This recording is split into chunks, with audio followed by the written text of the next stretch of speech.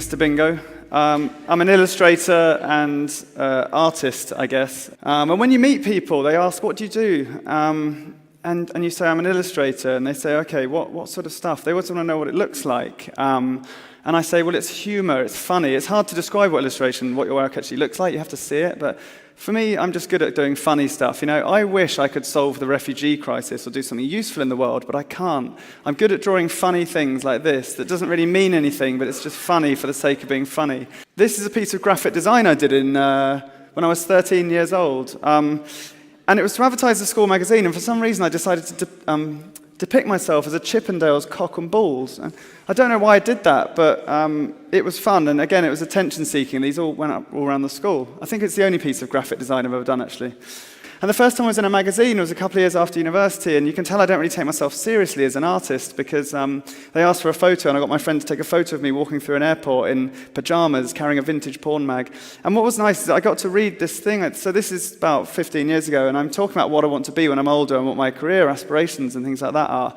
And I love this sentence that I just picked out of it, where I said, my existence is simple, I serve to entertain and amuse. And even though I said that all that time ago, I still feel that's kind of what I'm trying to do now. So I love postcards. I've always collected postcards my whole life, and I've got so many of them. I've got sort of different categories. So what's funny about collecting postcards is, I collect a lot of blank ones, but a lot of them have stuff written on the back, and it's really interesting.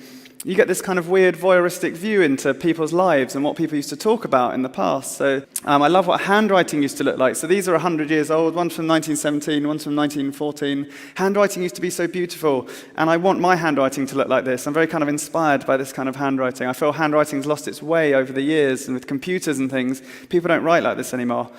So I was looking at all these postcards one night in my studio, and it was late at night. I'd been drinking, I was on my own, so I did what I normally do, and I went onto Twitter, and I thought, I want to send someone a postcard. Why don't I send postcards? I'm always looking at other people's. And I said this, I will send a postcard with an offensive message on to the first person to reply to this. And I got this weirdly big response. About 50 people replied in the first minute, and it was really strange. So people really wanted it. And the winner was called Jonathan Hopkins, and I sent him this postcard, Dear Jonathan, fuck you, and fuck your shit legs. I posted this, and I took a photo of my hand posting it, and people really enjoyed it. You kind of know when something's got a bit of a buzz on the internet because it just gets shared and tweeted. And because I'm an entrepreneur, I opened a service on my website called Hate Mail, and I started charging strangers. I invited strangers to pay me to send them offensive postcards, and lots of people did. The rules are very simple to Hate Mail. There's no requests. You get what you're given. You can't ask for anything. You can send it to anybody. You can send it to yourself. You can send it to a friend or a loved one, maybe an enemy, and it's not my fault. Lots of people ordered them. They really enjoyed them. Here's a few examples of some hate mails.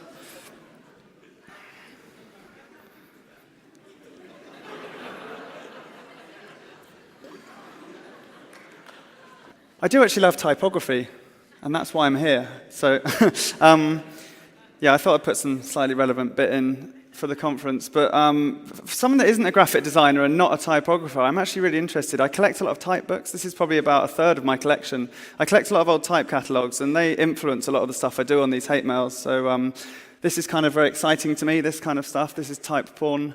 This is very much type porn for me, a typeface made out of kind of architectural layouts. It was a weird project because the demand was too much, and I couldn't do them, and I couldn't get a team of people to help me with these. I'm so arrogant, I think I'm the only person in the world that can do these. So basically, I got too many orders, and I couldn't keep up with them. So actually, after 3 days, I had to close it.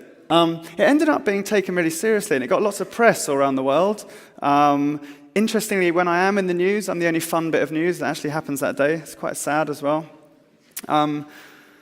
And it got taken seriously as art, and people started looking at it in galleries and stroking their chins and looking at postcards with cocks on and stuff. I love that happened. I wanted to make a book, and what's great about Kickstarter is you can do whatever you want. So this book was really, really expensive to make. So the Kickstarter page, one of the most important bits is the video you have at the top. And the video sells your project, and it sells you, and it's like a mini advert for what you're going to be doing. So it's really important to get this right. So I thought I'd make a rap video. I've always wanted to make a rap video, right? So I thought this would be a good excuse to do one. How to make a rap video. So first you've got to make a rap, right?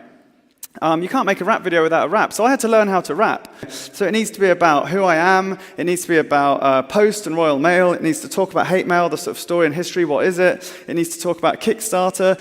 And I wanted to kind of reference a bit of this in my video. I wanted some of that swag and ego and all that kind of an arrogance that comes with gangster rap. But this is one thing I really loved on the day. I just remember looking at these kids, and we got them to wave vintage postcards around, and I looked at it and thought, I think I might be the first person who've ever done this. I think I might have had an original idea, because it's so hard to have original ideas, isn't it? So when you do see one, you think, I might be the first person who've ever done this. It's amazing.